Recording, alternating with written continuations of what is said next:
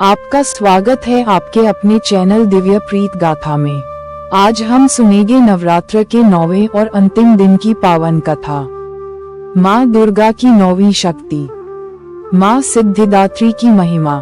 नवरात्रि के पहले दिन से लेकर 8वें दिन तक माँ दुर्गा के विभिन्न स्वरूपों की आराधना की जाती है और 9वें दिन ये साधना पूर्ण होती है। ये दिन भक्तों के लिए अत्यंत शुभ और कल्याणकारी माना गया है, क्योंकि माँ सिद्धिदात्री की कृपा से साधक को सभी प्रकार की सिद्धियां और दिव्य शक्तियां प्राप्त होती हैं। माँ सिद्धिदात्री का स्वरूप अत्यंत दिव्य और मोहक है। वे कमल के आसन पर विराजमान हैं और उनका वाहन सिंह है। माँ की 4 भुजाएं हैं। दाहिने हाथ में नीचे की ओर चक्र, ऊपर की ओर गदा, बाईं ओर नीचे की ओर शंख और ऊपर की ओर कमल पुष्प सुशोभित है। माँ का आभामंडल तेजस्वी और दिव्य प्रकाश से चमकता है। बैंगनी रंग इन्हें अत्यंत प्रिय है। माँ सिद्धिदात्री को देवी सरस्वती का रूप भी कहा गया है, क्योंकि वे ज्ञान, बुद्धि और विवेक प्रदान करती हैं। उनकी उपासना से साधक को न केवल भौतिक सुख सुविधाएं मिलती हैं, बल्कि आत्मिक शांति और आध्यात्मिक प्रगति भी प्राप्त होती है। पौराणिक कथा के अनुसार जब दैत्य महिषासुर ने तीनों लोकों में उत्पात मचा रखा था और देवता असहाय हो उठे थे, तब वे भगवान शिव और भगवान विष्णु के पास गए। देवताओं की पुकार सुनकर सभी देवताओं के तेज से एक दिव्य शक्ति प्रकट हुई और वही शक्ति थी माँ सिद्धिदात्री। इस दिव्य रूप ने महिषासुर सहित अनेक दैत्यों का संहार किया और तीनों लोकों को भयमुक्त किया।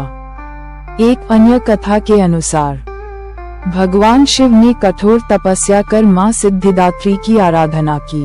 उनकी कृपा से भगवान शिव को 8 सिद्धियां प्राप्त हुई। इन्हीं सिद्धियों को अनिमा, महिमा, गरिमा, लघिमा, प्राप्ति, प्राकाम्य, ईशित्व और विशित्व कहा गया है। कहते हैं माँ की अनुकंपा से भगवान शिव का आधा शरीर देवी का हो गया और वे अर्धनारीश्वर कहलाए। नवरात्रि की महानवमी पर माँ सिद्धिदात्री की पूजा विशेष फलदायी होती है। सबसे पहले कलश की स्थापना करें और गणेश तथा मातृका पूजन करें। फिर माँ के सामने रोली, मोली, कुमकुम, पुष्प और चुनरी अर्पित करें। माँ को हलवा, पूरी, खीर, चने और नारियल का भोग लगाएं। मंत्र का जाप करें या देवी सर्वभूतेषु सिद्धिदात्री रूपेण संस्थिता नमस्तस्यै नमस्तस्यै नमस्तस्यै नमो नमः। इस दिन कन्या पूजन का विशेष महत्व है।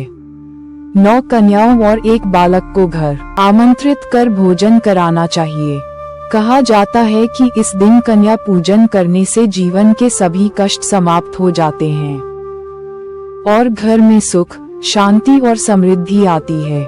माँ सिद्धिदात्री की उपासना से भक्त को न केवल सभी सिद्धियां प्राप्त होती हैं, बल्कि वह सांसारिक बंधनों से मुक्त होकर आध्यात्मिक उन्नति भी प्राप्त करता है। जो साधक श्रद्धा और विश्वास के साथ माँ की उपासना करता है, उसके जीवन में कभी भी ज्ञान और शक्ति की कमी नहीं रहती। तो भक्तों, ये थी माँ सिद्धिदात्री की दिव्य कथा। यदि आपको ये गाथा पसंद आई हो तो हमारे चैनल दिव्य प्रीत गाथा को सब्सक्राइब करें। वीडियो को लाइक और शेयर करना न भूलें। माँ सिद्धिदात्री की कृपा आप सभी पर सदा बनी रहे। जय माता दी। अगर आपको ये कहानी पसंद आए तो सब्सक्राइब करें और दिव्य प्रीत गाथा के साथ प्रेम भरी कहानियों का आनंद लेते रहें।